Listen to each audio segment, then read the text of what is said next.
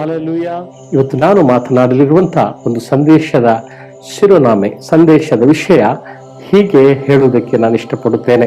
ನಿನ್ನ ಜೀವಿತದಲ್ಲಿ ದೇವರ ಕುರಿತಾಗಿರುವ ದಾಹದ ಗುರುತುಗಳು ಇವತ್ತು ಏನೆಂಬುದಾಗಿ ನಾವು ದೇವರ ವಾಕ್ಯದಲ್ಲಿ ನಾವು ಧ್ಯಾನಿಸಿಕೊಳ್ಳುವರಾಗಿದ್ದೇವೆ. ಈ ವಾಕ್ಯಗಳ ಮೂಲಕವಾಗಿ ನಮ್ಮ ನಂಬಿಕೆಯನ್ನು ತಿರುಗಿ ನಾವು ಬಲಗೊಳಿಸಿಕೊಳ್ಳುವರು ನಾವು ಆಗಿರುವವರಾಗಿರೋಣ. ದೇವರ ನಾಮಕ್ಕೆ ಸ್ತೋತ್ರವಾಗಲ್ಪಡಲಿ. ಕೊನೆಯದಾಗಿ ನಾವು ನೋಡುತ್ತೇವೆ, ಈ ಜಲಪ್ರಳಯದ ಮೇಲೆ ಆವರಿಸಲ್ಪಟ್ಟಂತ ಸಂಗತಿಯಿಂದ ಅದನ್ನು ನಾವೇ ಹೊರಗೆ ಬಂದು ದೇವರನ್ನ ಆತನು ಆರಾಧಿಸಿದನು.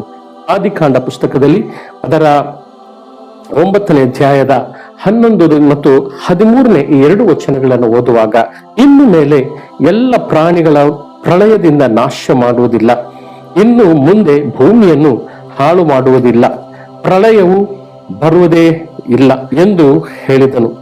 ಮೇಘಗಳಲ್ಲಿ ನಾನಿಟ್ಟಿರುವ ಮುಗಿಲು ಬಿಲ್ಲೆ ಗುರುತಾಗಿರುವುದು, ನನಗೂ ಭೂಪ್ರಾಣಿಗಳಿಗೂ ಆದಂತ ಒಡಂಬಡಿಕೆಗೆ ಇದೇ ಗುರುತಾಗಿರಲಿ. ದೇವರಿಗೆ ಸ್ತೋತ್ರವಾಗಲಿ. ನೋಹನ ಮತ್ತು ದೇವರ ಮಧ್ಯದಲ್ಲಿ ಆರಾಧನೆಯ ನಿಮಿತ್ತವಾಗಿ ದೇವರು ಮಾಡಿಕೊಂಡಂತ ಒಂದು ಪ್ರತಿಜ್ಞೆ ಕುರಿತಾಗಿ ನೋಡಿ. ಇನ್ನು ಮುಂದೆ ಎಲ್ಲ ಪ್ರಳಯದ ನಿಮಿತ್ತವಾಗಿ ಇನ್ನು ಮುಂದೆ ಈ ಭೂಮಿಯನ್ನ ಜೀವಿಗಳನ್ನ ನಾಶ ಮಾಡುವುದಿಲ್ಲ, ಮಾನವ ಕುಲವನ್ನು ನಾನು ನಾಶ ಮಾಡುವುದಿಲ್ಲ, ನಾನು ತಾಳ್ಮೆಯುಳ್ಳವನಾಗಿ ನಾನು ಇರುತ್ತೇನೆಂಬುದಾಗಿ ಅಲ್ಲಿ ದೇವರು ಹೇಳಿದನು.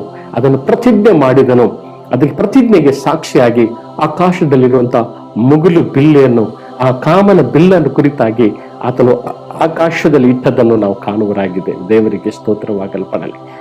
ಇವತ್ತು ಆ ಕಾಮನ ಬಿಲ್ಲು ಇವತ್ತು ನಾವುಗಳು ನೋಡುವಾಗ, ಇವತ್ತು ವಿದ್ಯಾಭ್ಯಾಸ ಇದ್ದವನು, ವಿದ್ಯಾಭ್ಯಾಸ ಇಲ್ಲದವನು, ಇವತ್ತು ಈ ದೇಶದವನೇ ಇರಲಿ, ಯಾವ ದೇಶದವನೇ ಇರಲಿ, ಪ್ರಪಂಚದ ಈ ಪೃಥ್ವಿಯ ಮೂಲೆಯಲ್ಲಿರುವಂತವನು ಆ ಕಾಮನ ಬಿಲ್ಲನ್ನು ನೋಡುವಾಗ ಪ್ರಳಯ ಅಥವಾ ನಾಶ ಈ ಭೂಮಿಯ ಮೇಲೆ ಬರುವುದಿಲ್ಲ ಎಂಬುದಕ್ಕೆ ಗುರುತಾಗಿ ಆಕಾಶದಲ್ಲಿ ಇಡಲ್ಪಟ್ಟಿದೆ ಎಂಬುದಾಗಿ ದೇವರಿಗೆ ಸ್ತೋತ್ರವಾಗಲ್ಪಡಲು. ಹಾಲೆಲೂಯ.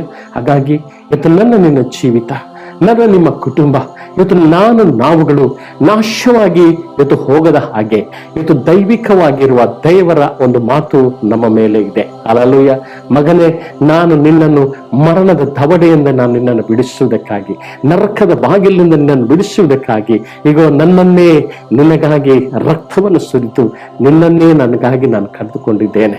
ಈಗ ನಿನ್ನ ಮಧ್ಯದಲ್ಲಿ ನಡೆಯಲ್ಪಟ್ಟಂತ ಈ ಪ್ರೀತಿಯ ಒಡಂಬಡಿಕೆಗೆ ಗುರುತಾಗಿ ಇವತ್ತು ನಿನ್ನ ಜೀವಿತದಲ್ಲಿ ಯಾವ ಗುರುತುಗಳನ್ನು ನೀನು ಇಟ್ಟುಕೊಂಡಿದ್ದಿ, ಆ ಗುರುತು ನಿನ್ನ ಜೀವಿತದಲ್ಲಿರುವಂತಹ ಗುರುತು ನಿನ್ನ ಜನಾಂಗಗಳು ನೋಡುವಾಗ ಈಗ ಕ್ರಿಸ್ತನ ಮಗನು, ಕ್ರಿಸ್ತನ ಮಗಳು, ಕ್ರಿಸ್ತನ ಆರಾಧಿಸುವಂತ ಮನೆ, ಇವತ್ತು ದೈವಿಕ ಭಕ್ತನ ಒಬ್ಬ ಕುಟುಂಬ ಎಂಬುದಾಗಿ ಆ ಗುರುತುಗಳನ್ನು ನೋಡಿ ಜನಾಂಗ ನನ್ನನ್ನು ತಿಳಿದುಕೊಳ್ಳುತ್ತದೋ ಎಂಬುದಾಗಿ ದೇವರು ಅನೇಕ ಸಾರಿ ನಿನ್ನ ಜೀವಿತದ ಕುರಿತು ಯೋಚಿಸುವನಾಗಿದ್ದಾನೆ.